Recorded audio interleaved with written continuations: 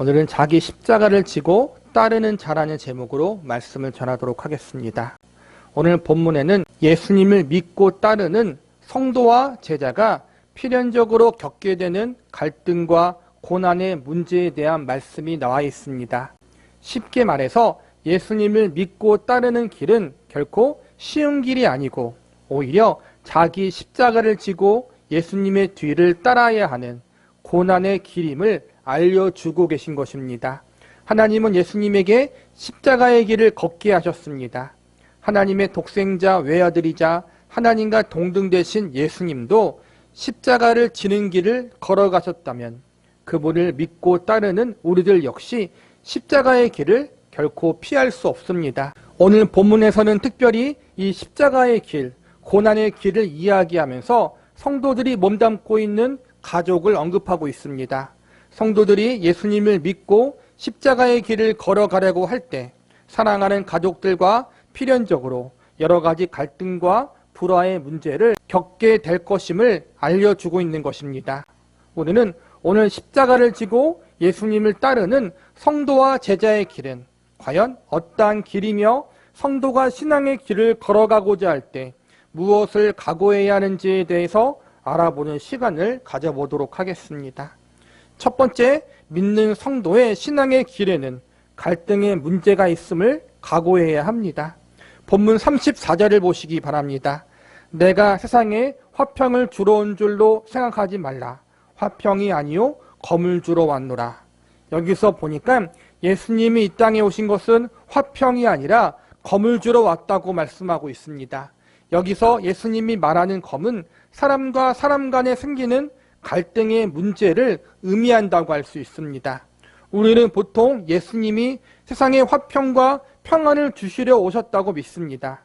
물론 맞는 말입니다. 그런데 우리가 기억해야 할 것은 예수님이 주시는 화평과 평안은 우리 인간들이 생각하는 완전한 이상주의적인 것을 의미하는 것이 아닙니다. 지금 우리가 살고 있는 이 땅을 유토피아로 만들어 사람 간에 아무런 갈등이 없는 상태, 모든 인간의 자유와 인권이 완전하게 존중되는 그러한 완벽한 세상을 만들기 위해서 예수님이 이 땅에 오신 것이 아니라는 것입니다. 예수님이 이 땅에 오심으로 주시는 화평과 평안은 죄의 문제를 해결해 주시는 것과 관련되어 있습니다.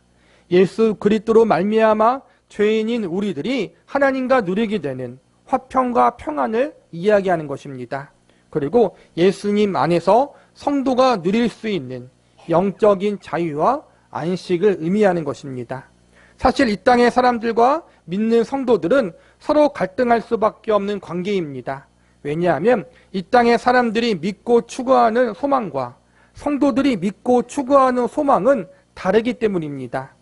이 땅의 사람들은 자기 자신이 인생의 주인이요, 자신들이 하고 싶은 것을 마음껏 하는 것이 자유라고 생각합니다. 세상 사람들은 구원의 진리가 상대적인 것이고 인간 스스로가 진리를 선택하고 만들 수 있다고 생각합니다. 그러나 믿는 성도는 오직 예수님만이 우리의 유일한 주인이요, 하나님의 뜻대로 순종하며 살아가는 것이 참된 자유라고 믿습니다. 믿는 성도들에게 있어서 구원의 진리는 오직 예수님에게만 있고 하나님의 은혜가 있어야 우리가 그 구원의 진리를 받아들일 수 있다고 믿습니다. 이러한 점에서 믿지 않는 사람들의 눈으로 보면 믿는 성도들의 주장은 자신들의 주장만 무조건적으로 옳다고 주장하는 상당히 독단적이고 고집적인 존재들입니다. 더욱이 믿는 성도들은 우리 모두가 죄인이라고 주장하니 믿지 않는 사람들의 입장에서 보면 상당히 기분 나쁘고 불쾌할 수 있습니다. 그래서 믿는 교회와 성도는 자연스럽게 믿지 않는 이 땅의 사람들과 하나가 될 수 없고 서로 화합할 수가 없는 것입니다. 물론 믿는 사람이건 믿지 않는 사람이건 모두 이 땅에 몸담고 살아가고 있기 때문에 삶을 영위하는 문제, 먹고 사는 문제들에 대해서는 함께할 수밖에 없는 부분들이 분명히 있습니다. 그러나 성경의 가르침, 구원과 복음의 진리 부분에 대해서는 결코 함께할 수 없습니다. 기독교 진리에 대해서 서로 공유할 수 없는 부분, 절대적으로 양보하거나 타협할 수 없는 부분이 분명히 있다는 것입니다. 예수님을 바르게 따르는 제자들, 하나님의 뜻과 가르침을 온전히 믿고 순종하는 성도들은 자연스럽게 구원의 진리에 대해서, 또한 죄를 멀리하는 거룩하고 순결한 삶을 살아가야 하는 부분에서 불신자들과 갈등을 겪을 수밖에 없습니다. 예수님을 믿는 것 때문에 이 땅에서 여러 가지 손해를 당하고 불이익과 부당한 대우를 겪을 수 있습니다. 진리를 믿고 따르는 삶, 성경적인 가치관을 가지고 이 땅을 살아가기 위해서는 자연스럽게 믿지 않는 사람들과 다른 삶을 추구해야 하기 때문에 서로 다른 믿음과 가치관으로 인해서 서로 다른 삶의 목적과 양식으로 인해서 믿는 자와 믿지 않은 자는 자연스럽게 부딪힐 수밖에 없다는 것입니다. 그래서 예수님은 세상에 화평이 아니라 검을 주시러 왔다고 말씀하신 것입니다. 만약 진리에 대한 부분이, 또한 삶의 가치관과 목적에 대한 부분이 믿지 않은 자들과 전혀 부딪힐 일이 없고 갈등될 일이 없다면 우리는 우리의 믿음과 신앙이 제대로 된 것인지 점검해야 할 것입니다. 두 번째로, 믿는 성도의 신앙의 길에는 불화의 문제가 있음을 각오해야 합니다. 본문 35절을 보시기 바랍니다. 내가 온 곳은 사람이 그 아버지와 딸이 어머니와 며느리가 시어머니와 불화하게 하려 함이니, 이 땅 사람들과의 갈등에 문제가 있고 서로 가치관이 부딪히는 부분이 있는 것은 어느 정도 우리가 이해하고 감수할 수 있습니다. 그런데 이것보다 우리를 더욱 힘들게 만드는 문제는 사랑하는 가족들 간의 갈등과 불화의 문제가 존재한다는 것입니다. 35절에 보니까 부모님과의 갈등과 불화를 언급하고 있습니다. 가장 가까워야 하는 사이에도 믿음의 문제로 인해서 서로 어려움을 겪을 수 있다는 것입니다. 이어지는 36절을 보시기 바랍니다. 사람의 원수가 자기 집안 식구라. 여기서 보니까 얼마나 이 믿음의 문제로 인한 갈등과 불화가 크던지 사랑하는 가족이 원수라고 여겨질 정도가 될 수 있다고 말씀하고 있습니다. 여기서 말하는 갈등과 불화의 문제는 성도가 가지고 있는 믿음, 예수님을 믿는 신앙으로 인해 발생하는 것을 의미하는 것입니다.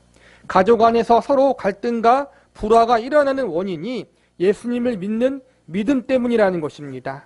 이러한 일은 대부분 가족 안에 믿는 사람과 믿지 않은 사람이 섞여 있을 때입니다. 대부분 불신자로 살다가 중간에 믿음을 가지게 된 상황에 이러한 경우들이 있습니다. 믿지 않은 사람들이 그러하듯이 믿지 않은 가족들 역시 성경적인 가치관을 가지고 살아가지 않고 있고, 믿음을 가진 가족과 삶의 의미와 목적이 다르고 성경의 진리를 바라보는 시각과 기준이 다릅니다. 그리고 믿지 않은 사람들이 갖고 있는 편견, 그리고 죄인된 속성으로 말미암아 본능적으로 예수님을 믿는 것을 싫어할 수밖에 없습니다.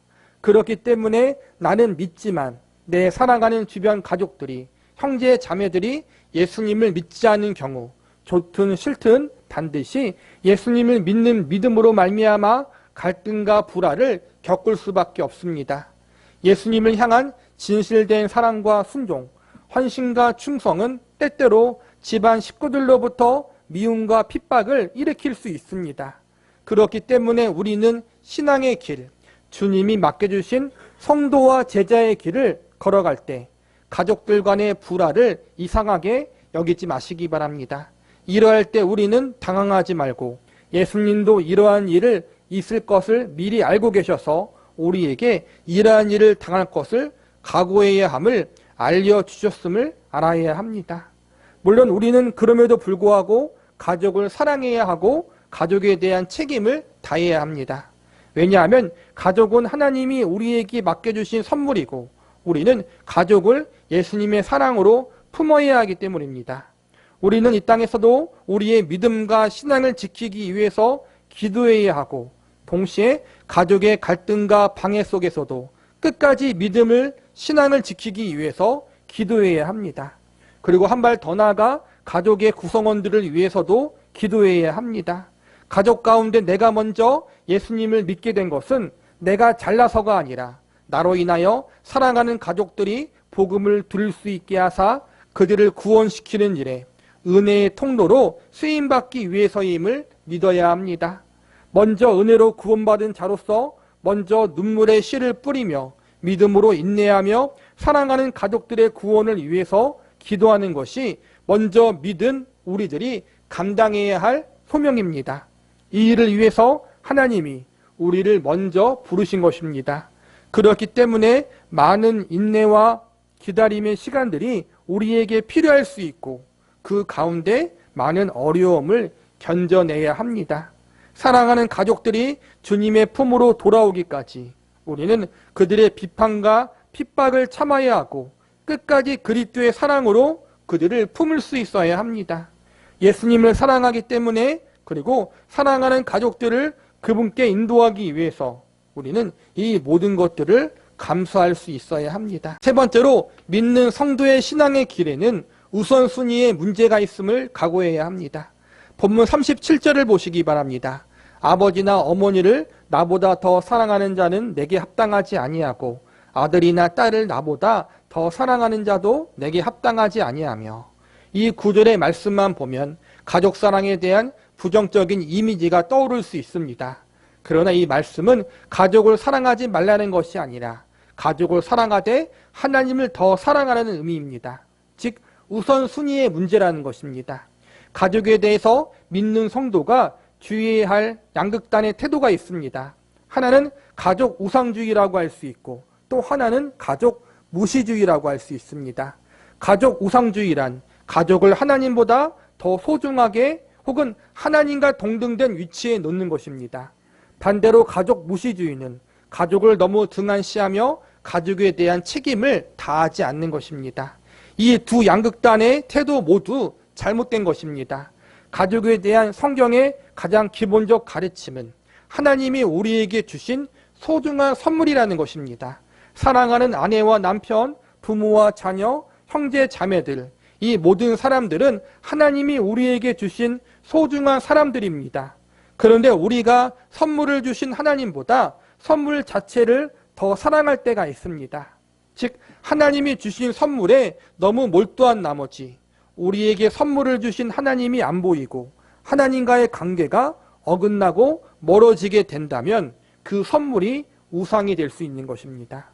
가족이 너무나도 소중한 하나님의 선물이지만 그 선물을 우리에게 주신 하나님을 우리는 더 사랑해야 함을 잊지 말아야 합니다. 사랑하는 우리의 가족들이 하나님이 주신 소중한 선물임을 기억하며 동시에 이 귀한 선물을 우리에게 허락하신 하나님께 모든 가족의 구성원들이 그분을 더욱 깊이 알아가고 그분을 더욱 사랑하는 것으로 마음을 함께 모으게 된다면 그것이 하나님이 가장 기뻐하시는 가족의 모습이 될 수 있을 것입니다.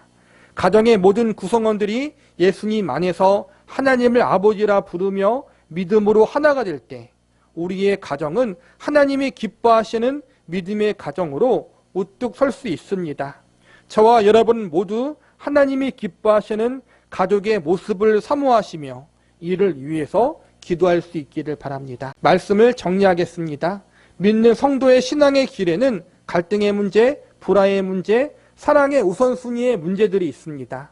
그래서 이 땅에서 여러 가지 고난을 겪고 사랑하는 가족들 안에서도 많은 어려움을 겪습니다. 우리가 가지고 있는 믿음과 신앙 때문에 불신자들에 의해서 고난을 받는 것까지는 어떻게 해서든지 참겠는데 우리의 안식처가 되는 가정 안에서 나의 사랑하는 가족들로 말미암아 갈등과 불화를 경험하고 아픔을 경험하게 되는 것은 참으로 참기 어려운 고통입니다.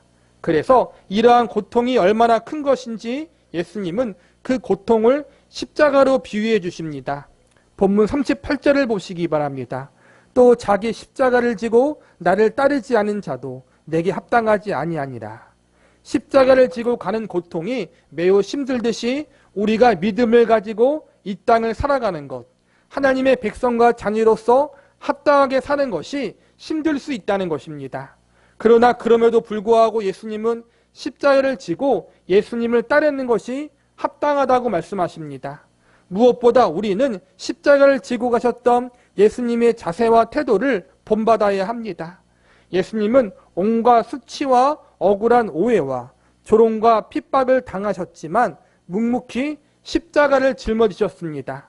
십자가를 지시기 전 예수님은 겟세마네 동산에서 하나님 아버지께 할 수만 있다면 이 잔을 피해달라고 강구하셨습니다.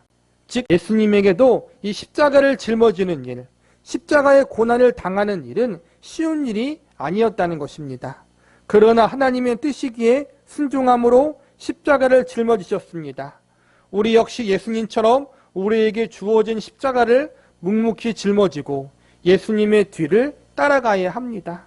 사람의 뒤를 따라가는 것이 아니라 예수님의 뒤를 따라가야 합니다. 사람의 뒤를 따라가고 세상의 길을 따라간다고 하면서 내가 예수님의 뒤를 따라간다라고 착각하면 안 됩니다. 잘못된 길을 가고 있어서 어려움을 당하는데 그것이 예수님 때문에 당하는 신앙의 고난이라고 착각해서도 안 됩니다. 우리는 사람이나 세상에 다는 것이 아니라 오직 예수님의 뒤를 따라가야 합니다. 그러므로 예수님의 뒤를 따라갈 때 많은 어려움이 있고 고난이 있지만 그 가운데 우리는 요란스러운 항의나 불평과 불만의 목소리가 아니라 조용히 그리고 묵묵히 그 길을 걸어가야 합니다. 이것이 바로 자기 십자가를 지는 성도의 올바른 태도입니다. 우리 찬송가 384장에 보면 나의 갈 길을 다가도록이라는 찬송이 있습니다. 이 찬송가의 1절 가사를 제가 읽어드리겠습니다. 나의 갈 길을 다가도록 예수 인도하시니 내 주 안에 있는 궁을 어찌 의심하리요. 믿음으로 사는 자는 하늘 위로 받겠네. 무슨 일을 만나든지 만사 형통하리라. 무슨 일을 만나든지 만사 형통하리라. 이 찬송가의 마지막 부분에 보면 무슨 일을 만나든지 만사 형통하리라라고 되어 있습니다. 과연 이 찬송가 작사자는 그리스도인의 삶은 고난과 역경이 없는 만사 형통의 인생이라고 믿고 있어서 이렇게 찬양의 가사를 만들었을까요? 결코 아니었습니다. 이 찬송가의 작사자는 페니 크로스비라는 미국 사람이었는데 그는 시각장애인이었습니다. 눈먼 그녀가 걸어가는 인생의 길이 결코 만사 형통의 길은 아니었을 것입니다. 평생 앞을 볼 수 없는 어려움과 고통은 말로 다 헤아릴 수 없을 것입니다. 그런데도 페니 크로스비는 무슨 일을 만나든지 만사 형통하리라고 노래합니다. 그녀가 이렇게 노래할 수 있었던 것은 고통이나 시련이 없어서가 아닙니다. 인생의 고통이나 시련이 있지만 그럼에도 불구하고 그 고통의 길, 시련의 길이 하나님의 인도하심 가운데 있고 그 가운데 하나님이 그를 붙들고 있기 때문에 그녀는 만사 형통하다라고 고백할 수 있는 것입니다. 구약에 나오는 요셉의 이야기를 아십니까? 그는 그의 형들의 시기와 질투로 인해서 애굽의 노예로 팔려갑니다. 같은 핏줄에게 배신당하고 뒤통수를 맞은 것입니다. 얼마나 화가 나고 억울하겠습니까? 애굽의 보디발이라는 사람의 집에 노예로 팔려간 요셉은 거기에서 최선과 성실을 다해 맡은 일을 잘 감당합니다. 그리고 마침내 주인인 보디발의 총애를 받아 가정의 총무가 됩니다.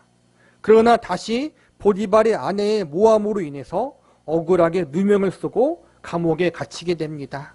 과거의 상처와 아픔이 잊혀질만 하니까 또다시 큰 시련을 겪게 된 것입니다.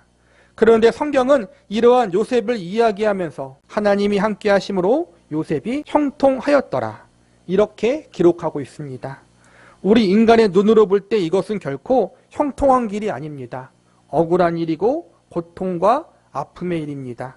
요셉도 그랬고 찬송가 384장의 작사자 페니 크리스비도 마찬가지입니다. 그들이 경험한 일이 어찌 형통한 길입니까? 억울한 일을 당하고 일평생 앞을 볼 수 없는 시각장애인의 상태로 사는 것이 어찌 형통한 일입니까?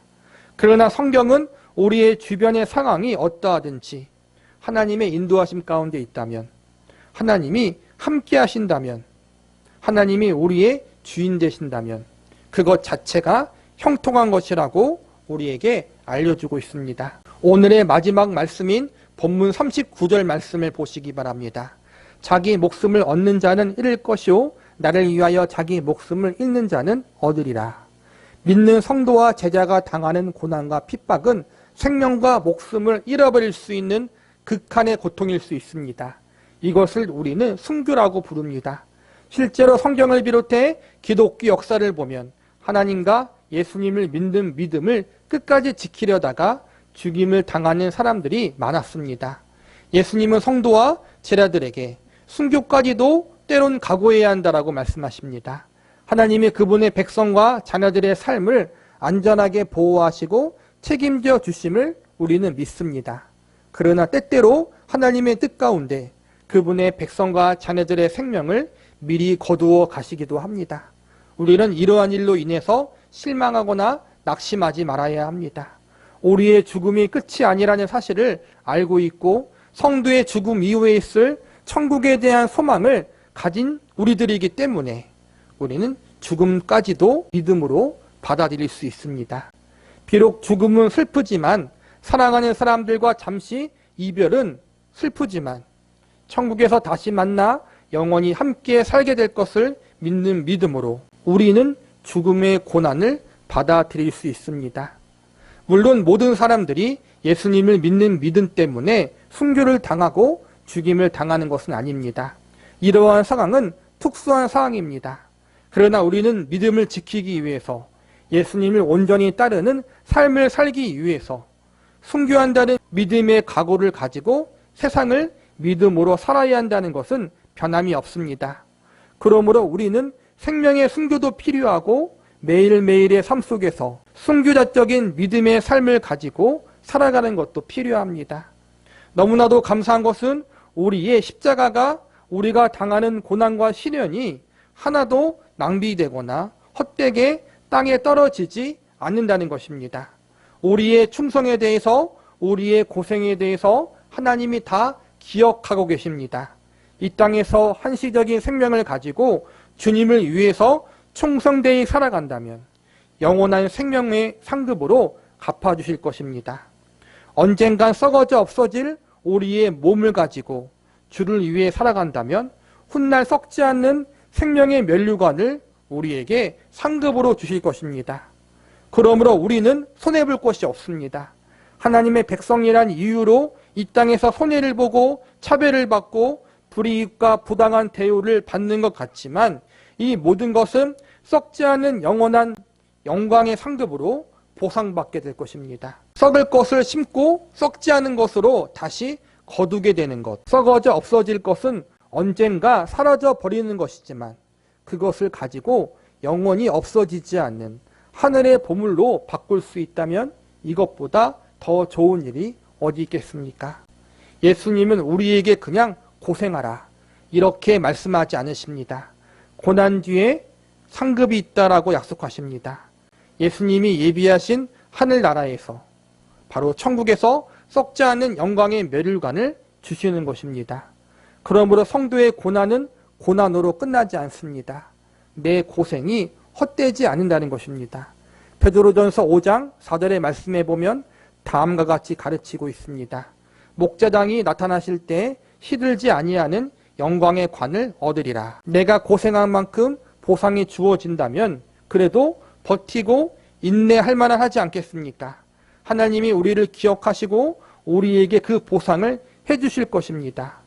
우리의 고난은 그러므로 참고 인내할 만한 값어치가 있습니다. 이 고생 뒤에 올 하나님의 칭찬을 기대하시기 바랍니다. 마지막 날 하나님 앞에 섰을 때 우리가 경험하게 될 하나님의 영광과 칭찬, 그분이 주실 영광의 면류관을 기대하시기 바랍니다. 이 관을 친히 예수님이 우리에게 씌워주실 것입니다. 그날에 우리의 모든 눈물을 씻어주실 것입니다. 다시는 고통과 아픔과 슬픔과 죽음과 사망이 없을 것입니다. 영원한 기쁨과 행복만 있을 것입니다. 그리고 그곳에서 영광의 하나님과 우리의 주인 되신 예수님과 함께 영원히 살게 될 것입니다.